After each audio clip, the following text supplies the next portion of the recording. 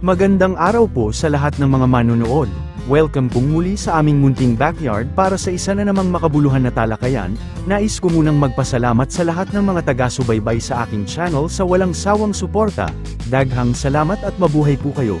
At kung bago ka pa lang sa aking channel ay huwag lang pong kalimutan na mag-like and subscribe. Maraming salamat po. Sa pag-uumpisa ng ating episode ay nakikita ninyo na may mga bakal po ako dito. Mga recycled materials lang po ang mga ito. Naputol ko na rin ang iba at gagawa po ako ng paanakan ng inahin. May mga sobrang bakal po kasi kami na matagal nang nakatiwangwang lang at gawin na lang nating may pakinabang sa babuyan. Convert namin ang isang growing pen sa farrowing pen. Disclaimer lang po, na ang video na ito ay hindi nagtuturo kung paano gumawa ng paanakan ng baboy, dahil limited lang ang aking kaalaman patungkol sa paggawa ng mga bakal o sa pagwelding. Kaya paumanhin lang po kung wala sa ayos ang aking ginagawa, ito lamang po ang aking naisip na konsepto upang mapakinabangan ang mga bakal. Kung nais naman malaman ang sukat ng paanakan ay tapusin lamang ang video. Salamat po. Nandito na tayo sa isang kulungan kung saan nakasemento na ang parteng uluhan ng farrowing pen at nakabaon na ang bakal. Sa ngayon ay ongoing pa ang paggawa nito. Mga ilang araw ko din nabuo ito dahil di naman diretso ang paggawa at naghahakot din ng buhangin sa malapit na sapa, para makatipid at para sa flooring natin.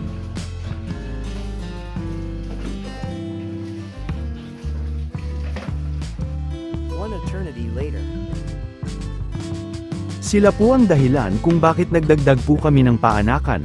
Naghahanda na po kami dahil mga 3 buwan ay mag-mature na ang mga dumalaga. Mainam na may nakahandang paanakan na, sa ngayon ay may 4 na kaming hinahanda para maging inahin at baka magdadagdag pa ng mga paanakan dahil may mga bakal pa. Nakakabit na rin ang mga rehas at medyo malapit nang matapos ang proyekto, kulang na lang ng mga harang sa likod at feeder sa uluhang bahagi.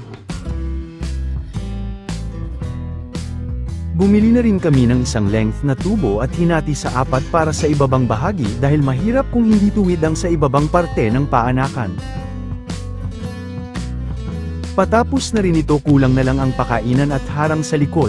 Medyo matagal na buo ang kulungan dahil hindi naman magkasunod na araw ang paggawa at hindi naman talaga tayo sanay sa ganitong trabaho. Dinahandahan ko lang po at eventually mabubuo lang ito. In time it will serve its purpose, ika nga.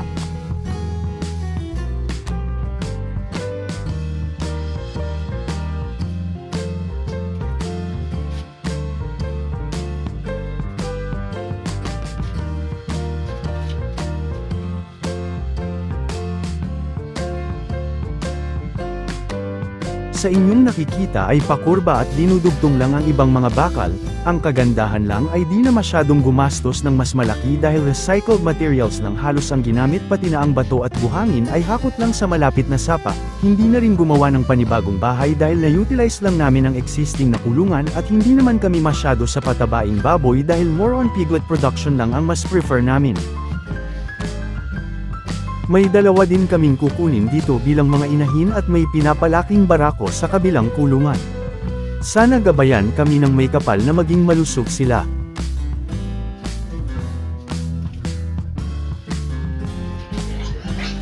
Halos 90% ng tapos ang proyekto at may feeder na rin. Tingnan nyo na lang po ang dimension o sukat ng kulungan para sa inyong kaalaman.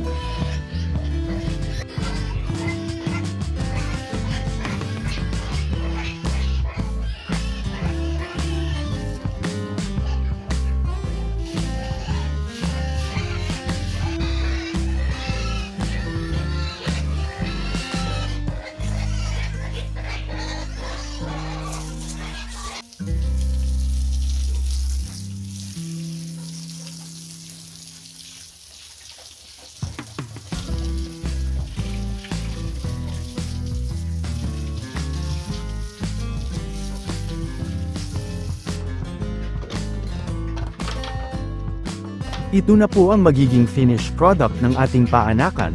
May mga plastic matting sa gilid para mapanatiling tuyo ang mga piglets. Dadaloy lang ang tubig sa ilalim dahil naka-elevate na ang plastic. Katulad ng aking nabanggit, halos 90% kumpleto na, pero may gagawin pa ako dito, mga finishing touches na lang.